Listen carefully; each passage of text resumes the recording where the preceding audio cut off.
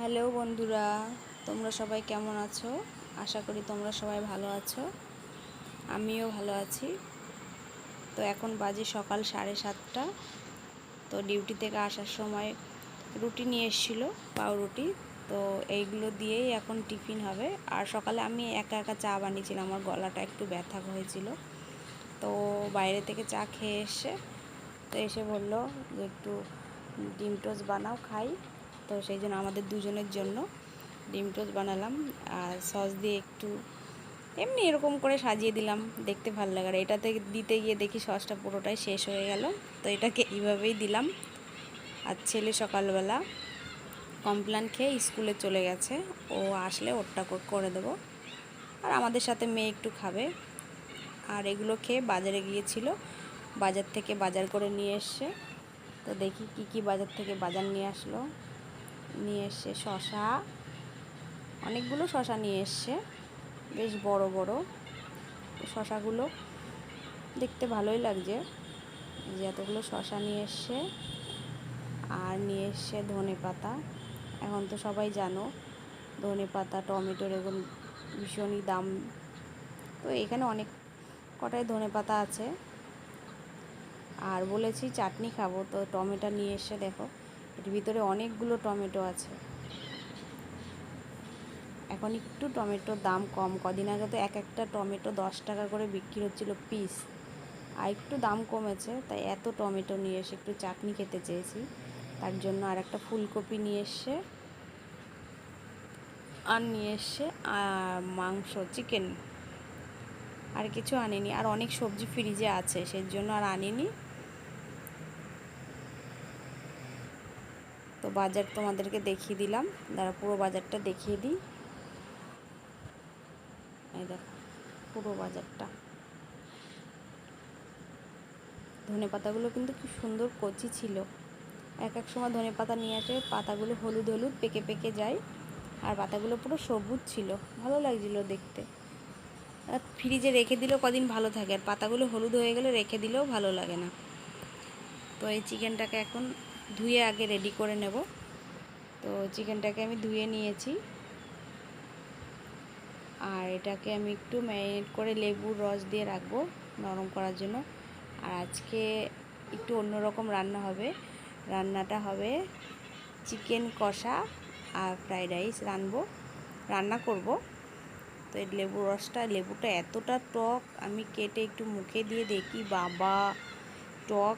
মেয়েরা খেতে ভালোবাসে, কিন্তু যারা খুব টক খেতে ভালোবাসে তাদেরকেও খেতে দিলে গায়েটা ঝাড়া দেবে। প্রচণ্ড রস ছিল লেবুটার, প্রচণ্ড টক। আর একটা ছেলের জন্য লেগ পিস, একটা মেয়ের জন্য, দুইজনের জন্য লেগ পিস। তো এটাকে আমি লেবুর রসটা দিয়ে একটু সময় মেখে রেখে দেব। আর এদিকে আমি রাইসের চাল ভিজিয়ে রেখেছি আগের থেকেই। ও যাওয়ার সময় বলে গেছিলো যে চিকেন নিয়ে আসবে, জন্য আগের থেকে আমি ভিজিয়ে রেখেছি। এখানে 500 অনেকটাই বেশি চাল আছে। এক প্যাকেট চাল ছিল, 1 কেজি 250-র একটা প্যাকেট ছিল। আগের দিন কিছুটা করেছিলাম, আর কিছুটা আছে সেটা দিয়ে। আর এই যে ছেলে চলে এসছে স্কুল থেকে, তো ওকে আমি রুটিটাকে সেঁকে আবার একটা ডিম দিয়ে ডিম টোস্ট করে দেবো। আর অবশ্যই আমার চ্যানেলটাকে ফলো করো, সাবস্ক্রাইব করে দিও। আর ভালো লাগলে লাইক, কমেন্ট, শেয়ার করে দিও। তোমাদের ভালোবাসায় আমি অনেকটা দূর এগোতে পারবো, তোমাদের ভালোবাসা ছাড়া তো এগোতে পারবো না। আর আমার ছেলে কিন্তু খুব ভালোবাসে এই ডিম টোস্ট। ওকে যদি সারাদিনে আমি ডিম টোস্ট বানিয়ে দিই, ও সারাদিন ডিম টোস্ট খেয়েই থাকতে পারবে। ও ভীষণ ভালোবাসে। আর ডিমটা তো ওর খুবই প্রিয়, মাছ মাংসর থেকে ওর ডিমটা খুব প্রিয়। এইটা দিলেও ও জানে না এটা ওকে আমি বানিয়ে দেবো এখন। তো এটা দিলেও ভীষণ খুশি হবে। কিন্তু সকালে 1 প্যাকেটই ছিল, তো সেই সসটা আমি আর ওর বাবা খেয়ে নিয়েছি। এখন সস ছাড়াই ওকে দেব। ওটা রেডি হয়ে গেল। তো স্কুল থেকে এসে খালি গায়ে রয়েছে, এর জন্য আমি ওকে আর দেখালাম না, আর ও ভিডিওর সামনে আসতেও চায় না। আর এদিকে আমি জল বসিয়ে দিয়েছি রাইসের ভাতটা করব তার জন্য। তার মধ্যে একটু এই যে এলাচ, দারচিনি, লবঙ্গ এগুলো সবের ভিতরে আমি দিয়ে দেবো। আর দিয়ে দেবো আমি একটু সাদা তেল দিই, তোমরা কে দাও বা কে দাও জানি না, আমাকে কমেন্টে বলো। সাদা তেলটা দিলে কি হয়, ভাতগুলো জড়িয়ে যায় না, গাটা বেশ ছাড়া ছাড়া থাকে, এর জন্য একটু সাদা তেল। আর সঙ্গে দেব লবণ। আর একটা জিনিস আনতে বলতে ভুলে গেছি, সেটা হচ্ছে তেজপাতা। তেজপাতা আমার ছিল না ঘরে, কিছুদিন হয়েছে শেষ হয়ে গেছে, আমি বলিনি আনতে। এখন যদি বলি তাহলে আগে কেন বলিনি, কারণ এত গরম পড়েছে, বারবার দোকানে যেতেও ভালো লাগছে না, যদিও নিচে দোকান, তো ওই জন্য আমি আর বললাম না যে থাক তেজপাতার জন্য। আর এখন এসে জামা প্যান্ট খুলে বসেছে, এখন আর বলবো না। আর এই যে একটা ফুলকপি নিয়ে এসেছিলো, এই ফুলকপিটা 60 টাকা নিয়েছি, একটুখানি একটা ফুলকপি, এই ফুলকপিটার দাম 60 টাকা। খেতে গেলে তো আনতেই হবে, আর এটা অসময়ে তো এর জন্য আরও দাম বেশি।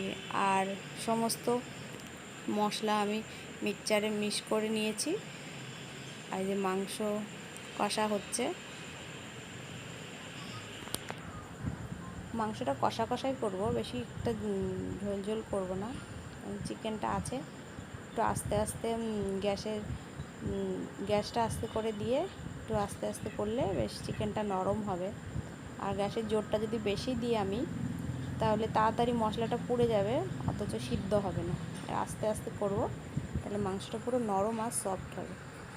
আর এদিকে তোমার মাংসটা দেখো নামিয়ে ফেলেছি, আর রাইসটা তোমার দমে দিয়েছি। গাজর আনতে ভুলে গিয়েছিলো, এর মধ্যে দেওয়া হয়েছে ফুলকপি